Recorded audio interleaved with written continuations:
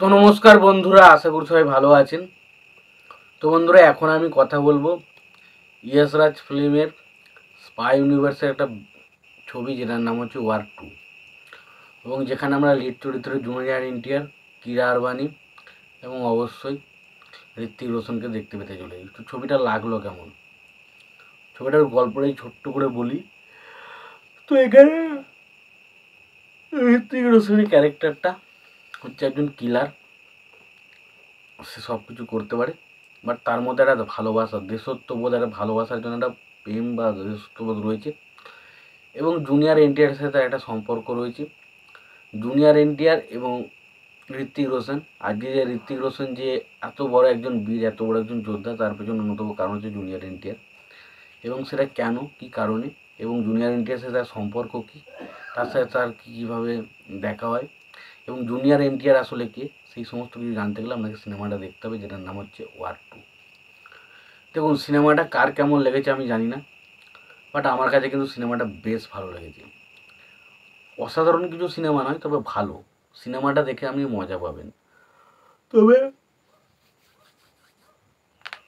বিষয় হচ্ছে কিছু কিছু জায়গা প্রচণ্ড ফ্ল্যাটভাবে বেরোয়, সেগুলো আরও বেটার করা যেতে পারতো, ছবিটা আরও ভালো হতে পারতো।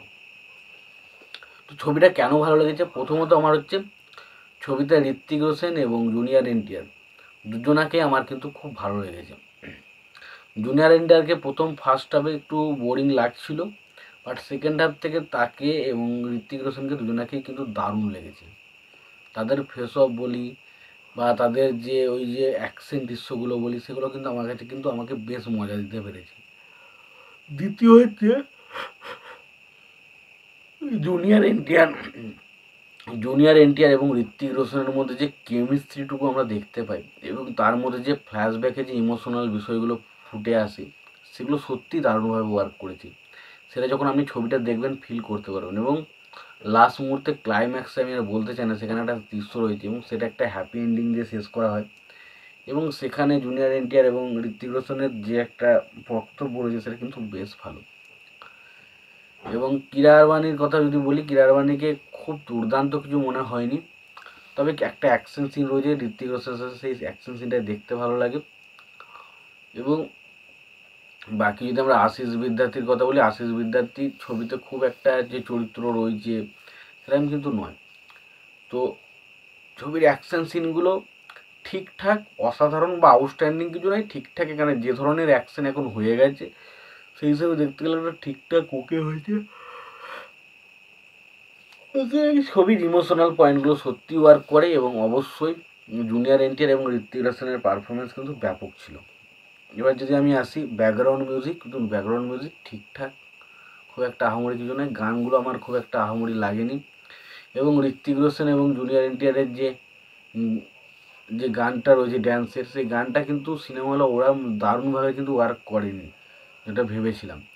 তো সত্যি কথা বলছি, সিনেমার কিছু কিছু পোর্শন, চিত্রনাট্য কিছু কিছু জায়গায়, মানে যে ধরুন একটা যে প্রেমের অ্যাঙ্গেল আছে, সেই জায়গাটা একটু মানে বোরিং লেগেছে। বাট ওভারঅলে যদি সিনেমাটা আমি বিচার করি, সিনেমাটা কিন্তু টু দ্য পয়েন্ট চলে, পুরো গল্প থেকে বেরোয় না। এবং এটা যে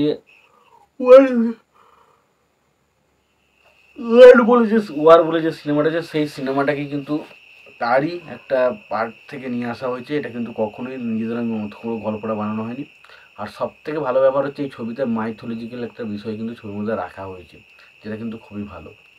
তো ওয়ার 2 আমার কাছে কিন্তু একটা বেশ ভালো এন্টারটেন করার মতো সিনেমা লেগেছে। তোমাদের কেমন লেগেছে অবশ্যই জানিও।